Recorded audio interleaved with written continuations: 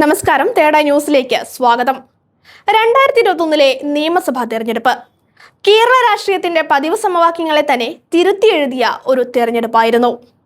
പതിറ്റാണ്ടുകളായി മാറി മാറി വന്ന ഭരണമാറ്റത്തിന് വിരാമമിട്ട് ഒരേ മുന്നണിക്ക് തുടർഭരണം സമ്മാനിച്ച ജനവിധി.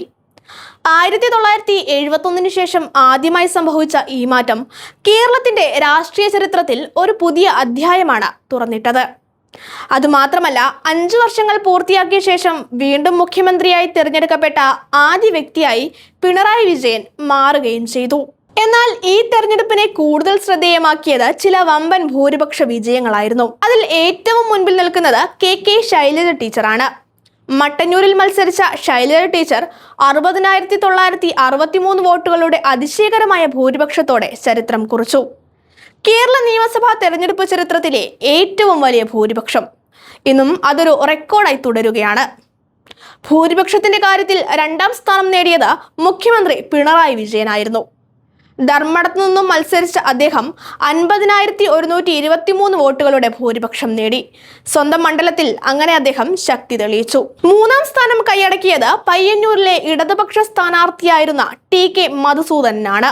പയ്യന്നൂരിൽ നിന്നും 49,780 വോട്ടുകളുടെ ഭൂരിപക്ഷം നേടിയ അദ്ദേഹം ശ്രദ്ധേയമായ വിജയമാണ് സ്വന്തമാക്കിയത്. 4ാമതായി കല്യാശ്ശേരിയിലെ യുവമുഖം എം വിജിൻ.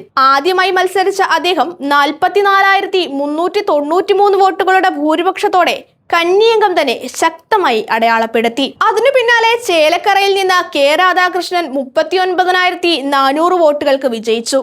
ഏലത്തൂരിൽ നിന്ന് കെ ശശീന്ദ്രൻ 38,502 വോട്ടുകളും ഉടുമ്പൻചോലയിൽ നിന്ന് എം മണി 38,305 വോട്ടുകളും നേടി വലിയ വിജയം കരസ്ഥമാക്കി. പുനലൂരിൽ PS സുബാൽ 37,057 വോട്ടുകൾക്ക് വിജയിച്ചപ്പോൾ തലശ്ശേരിയിൽ നിന്ന് AN ശംഷീർ 36,801 വോട്ടുകളുടെ ഭൂരിപക്ഷത്തോടെ നിയമസഭയിലെത്തി. ഷൊർണൂരിൽ നിന്ന് P മമ്മിക്കുട്ടി 36,674 വോട്ടുകളും നേടി.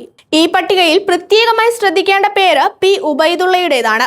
മലപ്പുറത്തു നിന്നും 35,208 വോട്ടുകളുടെ ഭൂരിപക്ഷം നേടിയ അദ്ദേഹം 35,000 മുകളിൽ ഭൂരിപക്ഷം നേടിയ MLA-മാരിലെ ഏക പ്രതിപക്ഷ അംഗമായിരുന്നു. ഇങ്ങനെ നോക്കുമ്പോൾ 2021 തെരഞ്ഞെടുപ്പ് വെറുമൊരു രാഷ്ട്രീയ വിജയം മാത്രമല്ല, ശക്തമായ ജനപിന്തുണയും വ്യക്തിപരമായ സ്വാധീനവും തെളിയിച്ച നിരവധി നേതാക്കളുടെ ചരിത്ര നിമിഷങ്ങളുടെ കൂട്ടായ്മ കൂടിയായിരുന്നു. ഇപ്പോൾ 2026 നിയമസഭാ തെരഞ്ഞെടുപ്പിലേക്ക് കേരളം നീങ്ങുമ്പോൾ ആ വമ്പൻ ഭൂരിപക്ഷങ്ങൾ വീണ്ടും ആവർത്തിക്കുമോ എന്ന ചോദ്യത്തിലേക്കാണ് രാഷ്ട്രീയ കേരളം ഉറ്റുനോക്കുന്നത്.